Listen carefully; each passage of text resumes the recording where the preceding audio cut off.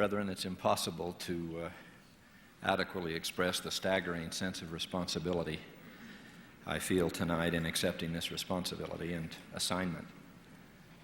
Like the mule who entered the Kentucky Derby, I know I probably shouldn't be here, but I sure like the company it lets me keep. Tonight I include in that company my son Matt, whom I love with all my heart. I pray earnestly for the Spirit of the Lord to be with us in our assignment. The recent study to which Elder Larson has just referred has forcefully confirmed statistically what we have been told time and time again. That is, if loving, inspired instruction and example are not provided at home, then our related efforts for success in and around church programs are severely limited.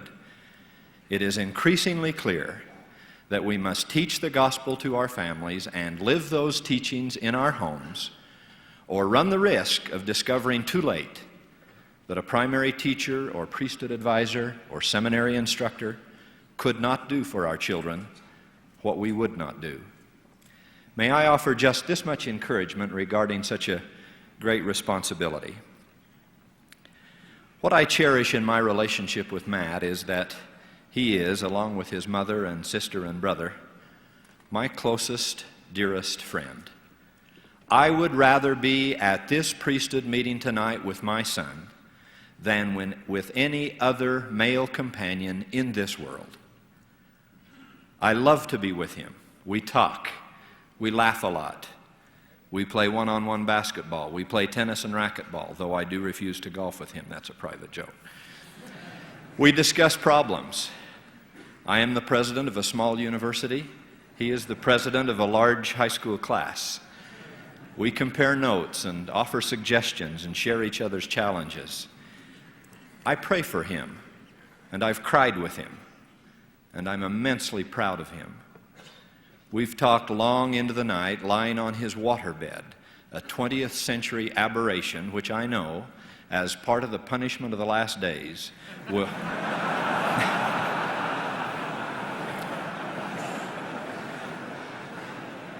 one day burst and wash the entire family helplessly into the streets of Provo. That's another little private joke. I feel I can talk to Matt about how he's enjoying his seminary class because I try to talk to him about all of his classes at school. We often imagine together what his mission will be like because he knows how much my mission meant to me. And he asks me about temple marriage because he knows I'm absolutely crazy about his mother. He wants his future wife to be like her and for them to have what we have. Now, even as I speak, I know that there are fathers and sons in this meeting tonight who feel they do not have any portion of what is here described. I know there are fathers who would give virtually their very lives to be close again to a struggling son. I know there are sons in our meeting who wish their dads were at their side tonight or any night. I've wondered how to speak on this assigned topic without sounding self-righteous on the one hand or offending already tender hearts on the other. In answer to that challenge, I simply say to us all, young and old, never give up. Keep trying, keep reaching, keep talking, keep praying, but never, never give up. Above all, never pull away from each other. May I share with you one brief and painful moment from my own inadequate experiences and efforts as a father. Early in our married life, my young family and I were laboring through graduate school at a university in New England. My wife, Pat, was the Relief Society president in our ward, and I was serving in our stake presidency. I was going to school full-time and teaching half-time. We had 2 small children then, with little money and lots of pressure. In fact, our life was about like yours. One evening, I came home from long hours at school, feeling the proverbial weight of the world on my shoulders. Everything seemed to be especially demanding and discouraging and dark. I wondered if the dawn would ever come. Then as I walked into our small student apartment, there was an unusual silence in the room. "What's the trouble?" I asked. "Matthew has something he wants to tell you," Pat said. "Well, Matt, what do you have to tell me?" He was quietly playing with his toys in the corner of the room, trying very hard not to hear me. "Matt," I said a little louder, "do you have something to tell me?" He stopped playing, but for a moment didn't look up. Then these two enormous, tear-filled brown eyes turned toward me with the pain only a 5-year-old can know, and he said, "I didn't mind Mommy tonight," and I spoke back to her. With that, he burst into tears, and his entire little body shook with grief. A childish indiscretion had been noted. A painful confession had been offered. The growth of a 5-year-old was continuing, and loving reconciliation could have been wonderfully underway. Everything might have been just terrific, except for me. If you can imagine such an idiotic thing, I lost my temper. It wasn't that I lost it with Matt. It was with 101 other things on my mind. But he didn't know that, and I wasn't disciplined enough to admit it. He got the whole load of bricks. I told him how disappointed I was and how much more I thought I could have expected of him. I sounded like the parental pygmy that I was. Then I did what I had never done before in his life. I told him to go straight to bed and that I would not be in to say his prayers with him or to tell him a bedtime story. Muffling his sobs, he obediently went to his bedside where he knelt alone to say his prayers. Then he stained his little pillow with tears his father should have been drying. Well, if you think the silence upon my arrival home was heavy, you should have felt it now. Pat did not say a word. She didn't have to. I felt absolutely terrible. Later, as we knelt by our own bed, my feeble prayer for blessings upon my family fell back on my ears with the most horrible hollow ring. I wanted to get up off my knees right then and go to my son and ask his forgiveness, but he was long since peacefully asleep. My relief was not so soon coming, but finally I did fall asleep and began to dream, which I seldom do. I dreamed Matt and I were packing 2 cars for a move. For some reason, his mother and baby sister were not present. As we finished, I turned to him and said, "Okay, Matt, you drive 1 car and I'll drive the other." This 5-year-old very obediently crawled up onto the seat and tried to grasp the massive steering wheel. I walked over to the other car and started the motor. As I began to pull away, I looked to see how my son was doing. He was trying. Oh, how he was trying. He tried to reach the pedals, but he couldn't. He was also turning knobs and pushing buttons, trying to start the motor. He could scarcely be seen over the dashboard, but there, staring out at me again, were those same immense, tear-filled, beautiful brown eyes. As I pulled away, he cried out to me, "Daddy, don't leave me. I don't know how to do it. I am too little." And I drove away.